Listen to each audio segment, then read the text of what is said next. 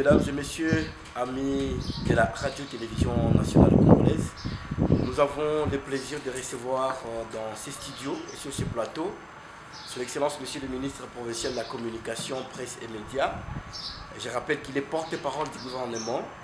Vous le savez, ça fait une année, jour pour jour, et quelques jours, le gouvernement Banzamoulou Marmou venait d'accomplir les œuvres. On va parler sur le bilan de ces gouvernements d'espoir. Vous savez que la population olomamienne a beaucoup attendu l'avènement de ces gouvernements pour répondre aux différents desiderata.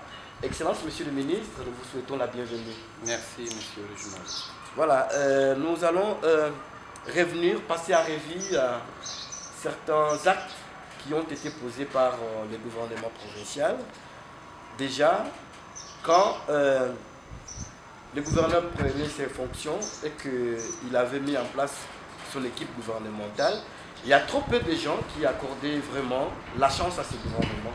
Mais quand on voit des réalisations, il y a de quoi féliciter les gouverneurs et l'ensemble des membres du gouvernement. Parlant des acquisitions qui ont déjà été faites, est-ce que vous pouvez nous en épingler?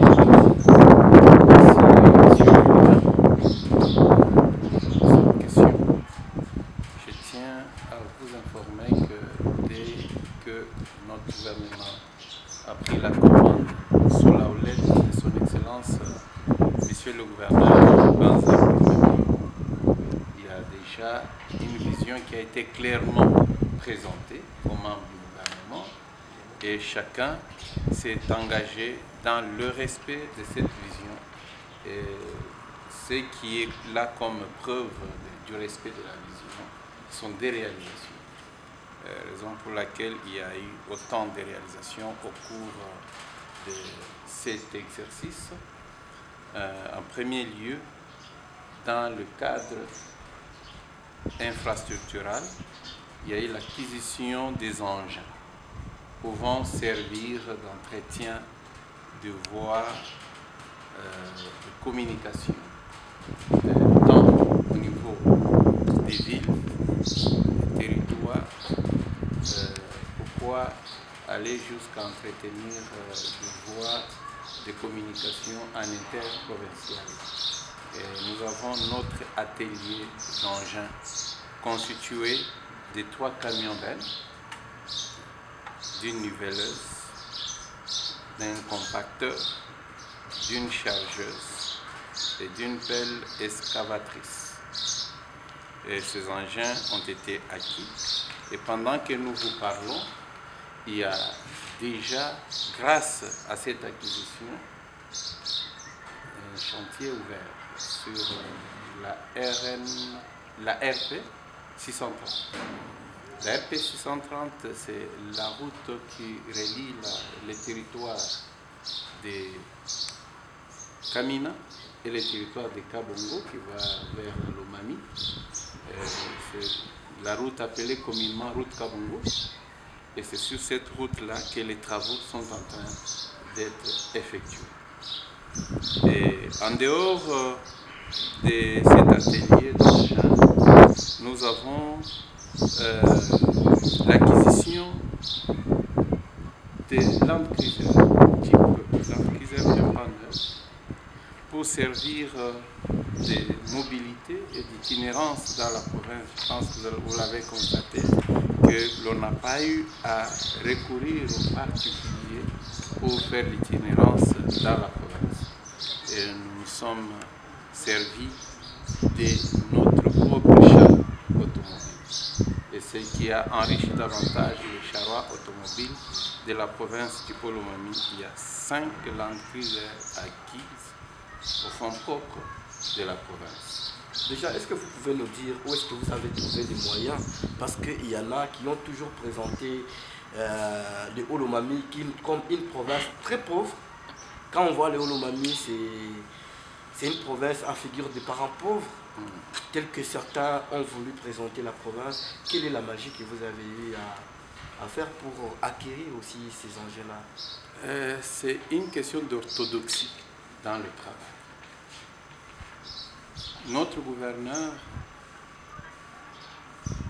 c'est un homme qui a d'abord la volonté de bien faire. Le vouloir et le faire lui a été doté par l'Éternel Dieu comme un don particulier, avec une capacité de communiquer cette vision-là à ses collaborateurs. Bon, Léo Lomami, il s'est toujours posé des problèmes liés à la maximisation des recettes. Il y a toujours eu un faible taux de maximisation, mais dès le début, déjà dès la prise des fonctions de son excellence, monsieur le gouverneur, on a vu quand même des motos qui ont été payées. Est-ce que vous pouvez aujourd'hui nous dire qu'il y a un taux croissant de mobilisation des recettes vu des motos qui ont été acquis par la province? Oui, les taux croissants, oui, beaucoup plus l'encadrement des recettes. Avant, il y avait beaucoup de trous béants dans l'encadrement des recettes, et ce qui échappait au contrôle des gestionnaires. Mais avec l'arrivée de cet homme, il a eu à détecter rapidement ces trous béants, et ces trous-là ont été bouchés. Étant bouchés, ça nous a permis à encadrer ces recettes-là de fois qui échappaient au contrôle des gestionnaires. Et ce qui nous a permis d'obtenir toutes ces réalisations. On a suivi dernièrement, lors de son itinérance à Malembankoulou, mais aussi à Bukama, le gouverneur a eu à inaugurer quelques ponts bascules, notamment à Kiolo et aussi à Mukulakoulou. Où sont venus ces moyens? Est-ce que vous pouvez nous dire que ces ponts bascules, c'est une dotation du pouvoir central, ou qu'est-ce qui a été fait pratiquement pour acquérir ces ponts bascules-là? Merci, M. Julien. Comme je l'ai dit au début de notre émission, il s'agit des acquisitions au fonds propre de la province. Les ponts bascules en question ont été acquis également au fonds propre de la province. L'argent vient des contribuables de notre province. Et chaque Olomamien qui participe, qui contribue dans la maximisation des recettes de sa manière, chacun de son côté, il permet à ce que nous puissions atteindre cette maximisation. Il permet à ce que l'on puisse développer notre province. Et le développement de cette province a besoin de la participation de chaque fils du Olomami, en payant ses taxes, en payant ses impôts, en répondant favorablement à cet esprit managérial. Et cela permet à ce que l'on puisse réaliser beaucoup plus que ce que nous voyons aujourd'hui. Et par rapport à ces ponts, il s'agit de 2 ponts bascules payés au même moment, et déjà placés et inaugurés même. L'un se trouve sur dans le territoire de Malé, au niveau de Kyo, et cela va nous permettre encore à renforcer la sécurisation de nos routes et nos ponts. Pourquoi pas aussi s'ajouter à la liste des moyens de maximiser les recettes de notre province. Et l'autre pont est placé sur la RN1 au niveau des Mukulakoulou, dans les territoires de Bukama, et pour de même fin. Mais ce qui est regrettable est de constater que certains agents n'ont pas encore pris conscience de répondre à la vision de notre gouvernement, à la vision de son Excellence, Monsieur le gouverneur Banzamoul Moumassou. Et il continue à évoluer dans la distraction. Il sera que chacun puisse répondre de son engagement, puisse répondre de ses actions posées. Et quand on ne répond pas à la vision, la solution est simple. La solution est simple. On ne sait pas cheminer avec des agents qui ne répondent pas à la vision. Raison pour laquelle je lance à cette occasion l'appel à tous nos agents de travailler selon la vision de l'autorité que les agents puissent s'approprier cette vision, qu'ils puissent s'approprier ces investissements et qu'ils travaillent comme si c'était leur propre bien, c'était pour leur propre fin qu'ils sont en train de travailler. C'est vraiment important que nous formions tous un seul corps autour de ces visionnaires et nous allons réaliser des grands exploits. Oui, monsieur le ministre, je sais que l'acquisition de ces pompes bascules, c'est une très bonne chose, mais est-ce que vous ne trouvez pas que ça serait aussi une tracasserie parce que nous avons déjà les péages. Quand vous prenez les cas de la route nationale numéro 1, vous arrivez à Mukulapoulou, vous payez les péages. Au pont Basquille, est-ce qu'il y a l'argent qui est demandé? Quand vous allez au niveau du pont Bundoué, il y a les transportements, vous devez payer. Est-ce que ça ne sera pas un fardeau qui va peser sur les dos des opérateurs économiques? Est-ce que ce n'est pas une action des trop? Pas du tout.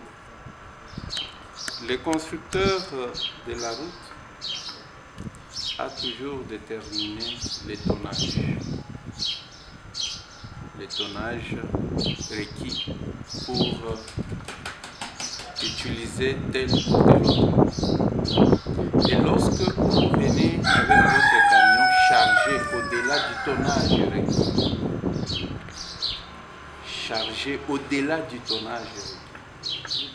cela veut dire qu'on s'engage dans la voie de la destruction.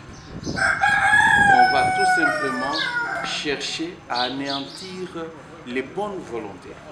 Alors, pour décourager toutes les volontés engagées dans le sens inverse, on a besoin d'utiliser des moyens de contrôle. Le pont bascule est pour nous un moyen de contrôle et de régulation. Il n'est pas un moyen de tracasserie, mais il est plutôt un moyen de contrôle et de régulation routière. Et on a besoin de réguler la circulation routière en respectant les tonnages pour bien garder nos routes. Est-ce qu'il y a quelque chose qui est demandé aux transporteurs lorsque vous voulez mesurer les poids de la charge? Il y a quelque chose qu'il faut verser, ça se fait rapidement. En réalité, quand vous passez sur le pont bascule et qu'on trouve qu'il y a des tonnages de plus, il y a des amendes à payer. Ah, ça c'est une très bonne chose. Excellence, monsieur le ministre, nous voyons également qu'il y a l'acquisition de certains camions. Il y a eu un camion qui a été payé dans les temps, les camions Fuso comme on l'appelle, qui sert pour les transports. Nous savons que nous sommes sous contrat avec l'entreprise chinoise. Et après que ces travaux se soient réalisés, ces camions servira à quelle fin? Ah, merci beaucoup. Vous parlez de la RN1, la route nationale numéro 1. Tout à fait. Où les transportements s'effectuent au niveau du pont Bundoué.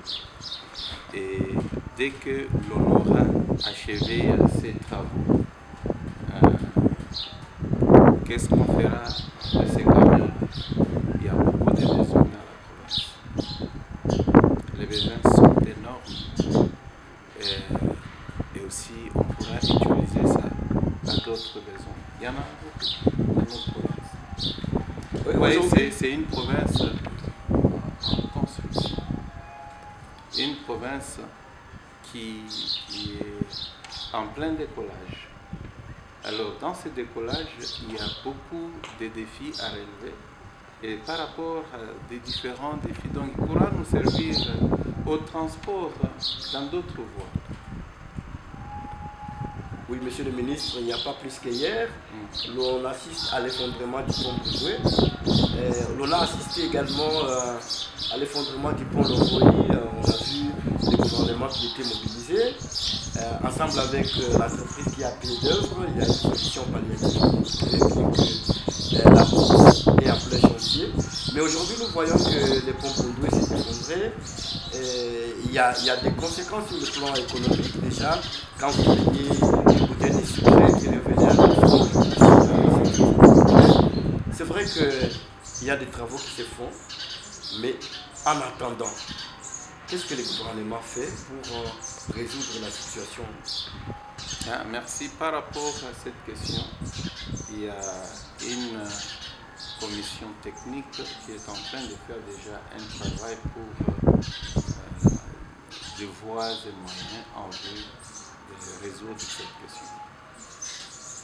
Et parlant du domaine purement d'énergie électrique, nous savons que depuis un moment, on a assisté à une faible tension du courant électrique. Depuis un moment, il y a la stabilité. Mais en termes des solutions palliatives, nous voyons qu'il y a des dynamos qui ont été payés par le gouvernement provincial. Est-ce que cela, c'est une solution vraiment où il y a des projets qui sont envisagés pour la réhabilitation surtout que nous nous approchons de la saison pluvieuse? J'aimerais revenir d'abord sur la question du pont. À un moment donné, nous constatons la mauvaise foi des usagers. Si vous regardez bien dans les images, vous allez constater que ce camion-là n'a pas été déchargé. Il est pleinement chargé, lourdement chargé, ne respectant pas les normes édictées pour passer sur ce pont-là. Est-ce que des responsabilités ont été établies à cette étape-là? Eh bien, je vous présente d'abord ce regret-là. Je vous présente d'abord ce regret-là.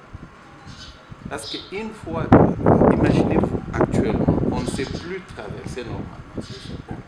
Pourquoi? Parce qu'il y a eu une défection manifeste. Pourquoi? Parce qu'il y a eu le non-respect des normes d'usage, des règles établies. Est-ce qu'il n'y a pas une défaillance dans les chefs des agents qui sont commis au pont Bundoué?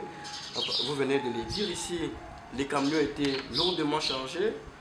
Est-ce qu'il n'y a pas de défaillance dans les camps des agents? Il n'y a pas de responsabilités qui doivent être établies? Il n'y a pas des interpellations qui doivent être faites? Parce que c'est toute la province qui est affectée par cette situation-là, monsieur le ministre. Non seulement notre province, mais même les provinces voisines sont affectées. Et les responsabilités seront établies quant à ça. Et là, j'étais en train de parler de la desserte en énergie électrique. Nous savons qu'il y a un peu la stabilité du courant parce que nous sommes en saison sèche. Et pour pallier à cela, le gouvernement venait d'acquérir aussi des dynamos électriques. Mais est-ce que cela est une solution pérenne? Est-ce que c'est toute la population qui sera alimentée en dynamo? Merci. Merci pour cette question importante, monsieur le journaliste. Julien, tu sais, il y a si longtemps que notre province s'est retrouvée dans le nord. Et si le courant est là aujourd'hui, il y a eu des implications qui ont fait que le courant soit établi. Mais au-delà de toutes ces implications, il y a des urgences auxquelles nous sommes soumis en tant que gouvernants. Nous ne pouvons pas, dès qu'il y a des caprices électriques, rester sans rien faire, recourir à des petits groupes qui ont aussi des caprices, qui peuvent s'abîmer à tout moment, qui peuvent nous créer des problèmes à tout moment. Il était question qu'on puisse trouver une solution palliative pour que l'administration continue à fonctionner normalement. Car c'est à travers cette administration que les grandes décisions se prennent en vue de trouver des solutions à d'autres problèmes. Voilà le pourquoi de l'acquisition de tous ces dynamos-là. Et la centrale de Kiloubi est trop vétuste aujourd'hui. Oui. Que prévoit votre gouvernement par rapport à cet état de choses? Merci, vous avez parlé de la vétusté de cette centrale. Oui. C'est parmi les grands chantiers qui nécessitent de grands travaux, n'est-ce pas? Et exigeant aussi de grands budgets. Exigeant de grands budgets. Et cela n'est pas jeté dans les oubliettes, mais c'est parmi les programmes qui devront être mis sur pied en vue de résoudre définitivement ou de résoudre de manière pérenne ce problème-là pour que nous puissions avoir les courants électriques de manière permanente. Déjà en amont, est-ce qu'il y a des lobbying qui sont menés auprès des investisseurs, des décideurs? On a vu quand même des délégations qui étaient venues dans les temps, qui ont visité la centrale de Kiloubi, mais quand ils viennent, ils visitent et puis ils repartent. Oui, et c'est terminé. Il y a des contacts qui sont pris, il y a des démarches effectivement dans ce sens-là pour que l'on parvienne à résoudre définitivement ou de manière durable ces problèmes. Et parce que nous sommes en train de dresser les bilans de la province du Haut-Lomami, sur le plan infrastructure, on nous a présenté un projet de réhabilitation de la voirie urbaine de Kamina, mais aussi certaines routes qui ont été visées. Mais depuis un moment, nous sentons qu'il n'y a plus cette chaleur-là, tout est à l'arrêt. Qu'est-ce qui a été fait et qu'est-ce que vous projetez également? Parce que nous sommes déjà à la fin de la saison sèche, nous tendons vers la saison pluvieuse.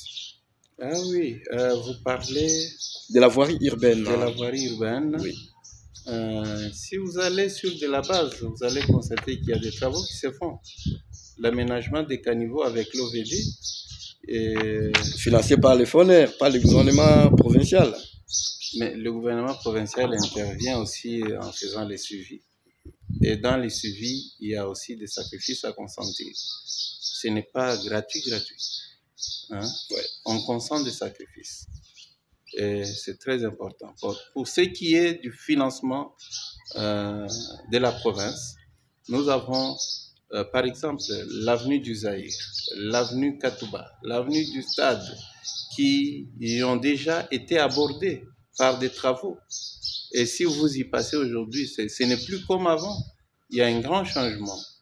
Et pour ce qui concerne l'évolution des travaux, effectivement, il y a des pourparlers avec l'entreprise qui est à pied d'œuvre pour que les travaux puissent cheminer et aller jusqu'à sa fin. Mais on ne voit plus les engins de l'entreprise en question sur terrain, Excellence.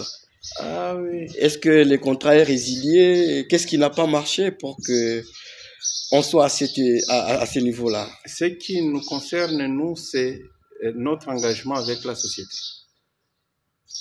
Lorsqu'on a pris des engagements avec la société, nous ne savions pas où étaient leurs engins. Également, aujourd'hui, lorsque les pourparlers continuent avec la même société, donc ça c'est pas à nous de chercher à voir où sont garés les engins pour que les travaux continuent, mais c'est plutôt notre engagement avec la société qui va assurer l'évolution des travaux. Oui, Excellence, Monsieur le Ministre, parce que vous êtes porte-parole du gouvernement, on peut bien parler des politiques, des plans, des projets, mais si cela ne coïncide pas avec les sociales, donc cela est vraiment biaisé. Alors, dites-moi, dans une année, qu'est-ce qui a été fait sur le plan social et qu'est-ce que votre gouvernement a fait? Sur le plan social, on sait que le pouvoir d'achat de la population est faible. Nous sommes dans une province où la majorité de la population est pauvre et elle ne sait pas accéder vraiment aux biens et services. Sur le plan social, il y a quelque chose qui a été réalisé dans ce sens-là. Parce qu'on sait que la population est tellement exigeante, elle veut des actions.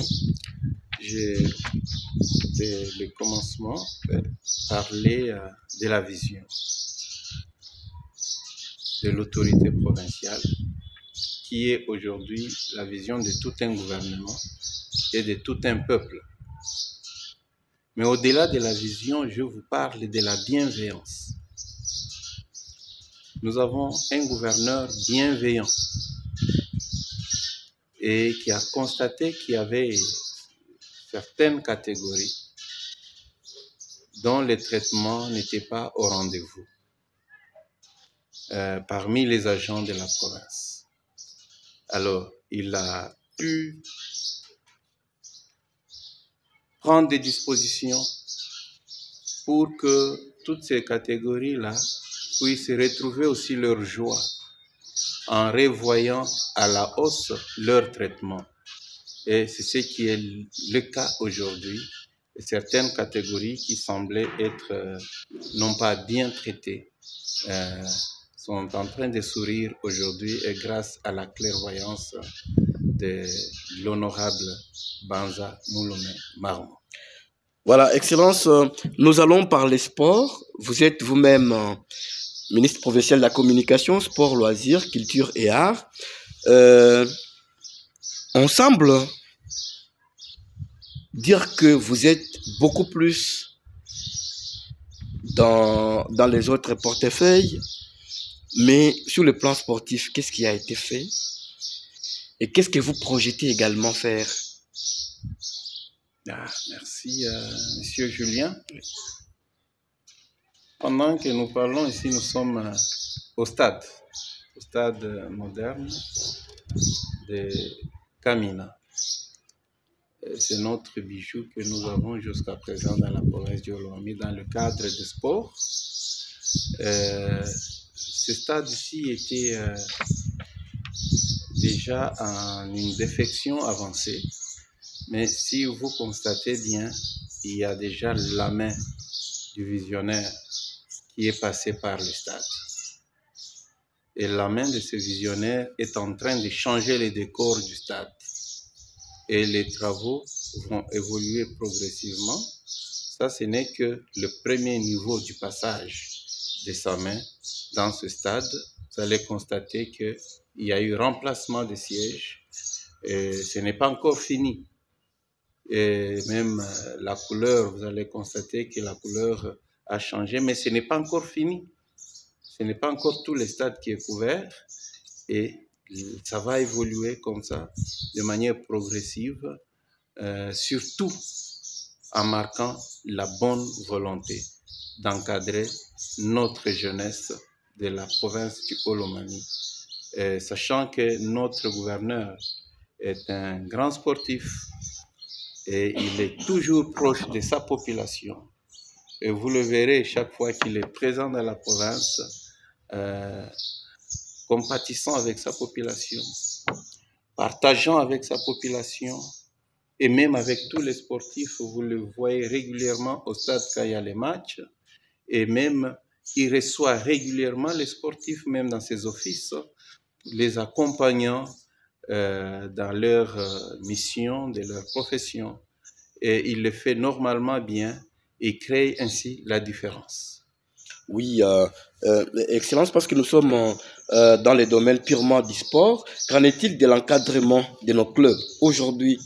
Est-ce que la province du Olomami met en place des moyens pour promouvoir le sport? Parce qu'on a assisté dans les temps, les clubs de la province étaient des fois abandonnés, et on ne voyait pas vraiment l'implication du gouvernement. Est-ce que votre gouvernement prévoit également d'encadrer ces clubs-là? Pendant cette saison sportive qui vient de passer, notre province a été représentée à deux niveaux. Au niveau de la Ligue de football du Katanga et au niveau de la Linafoot Division 2. Tous les clubs qui ont représenté la province du Olomami à ces niveaux ont été bien accompagnés. Et pour preuve, ces clubs nous ont apporté tous les deux des trophées de deuxième place. Et au niveau de la division 2 de la Linafoot et au niveau de la Ligue de football du Katanga, on nous a apporté les trophées de deuxième division. Et ce qui témoigne les niveaux d'accompagnement de notre gouvernement en faveur des footballeurs. Et ce n'est pas seulement avec les représentants de la province, mais aussi pour les championnats qui ont eu à évoluer ici dans la province. Le gouvernement a mis à leur disposition tous les moyens qu'il faut en faisant enregistrer tous les clubs, surtout les clubs de l'entente urbaine de football de Kamina, qui ont été bien accompagnés. Et aussi, il y a eu l'accompagnement très remarquable jusqu'à créer un championnat provincial appelé Coupe Ilunga Mbidikiloué. Et tout cela pour remonter les niveaux de nos clubs afin de faire face aux clubs des autres provinces qui semblent déjà avancés, mais le Olomami n'est pas du reste. Nous pouvons faire face à tous les autres clubs de différentes provinces de la République démocratique du Congo avec ces niveaux d'encadrement. Oui, Excellence, peut-être pour terminer, parce que nous séminons déjà vers la fin de cette émission qui a parlé sur les échos du gouvernement provincial et les réalisations qui ont été faites. La province du Olomami a été classée 2e sur le plan de la vaccination.